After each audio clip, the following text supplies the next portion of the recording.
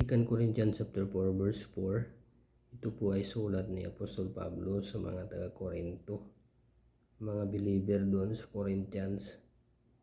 Sabi niya dito ay ang Diyos ng sanlibutan ito ay binubulag niya ang mga kaisipan ng mga tao para hindi makita ng mga tao ang glorious gospel na ginawa ni Kristo Jesus doon sa cross. Ito po ay sinulat ni Apostol Pablo around 57 AD. So sa panahon natin ngayon,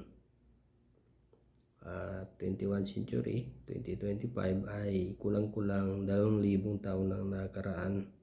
So kung sa panahon na yun ay binubulag na ni Satanas ang mga mata, mga kaisipan ng mga tao, ay hindi na po tayo mabibigla kung halos lahat ng mga tao sa paligid natin na nakikita natin ay nabulag na po sila ni Satanas dahil napakabang panahon na po ang pamamaraan na ginagawa ni Satanas para mabulag yung mga tao. Kasi ang gusto ni Satanas na ang kaligtasan ay sa pamamagitan pa rin ng pananampalataya at gawa. Dito sa panahon natin sa grace period, ang kaligtasan po ay sa pamamagitan lamang po ng pananampalataya.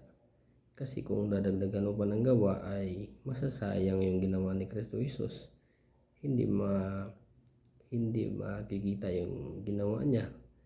Masasayang yung paghihirap niya doon na siyang namatay, nailibing at nabuhay muli para sa atin.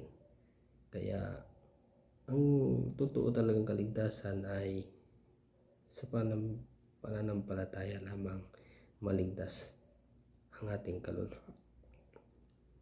So sana po ay nakatulong ang video na ito at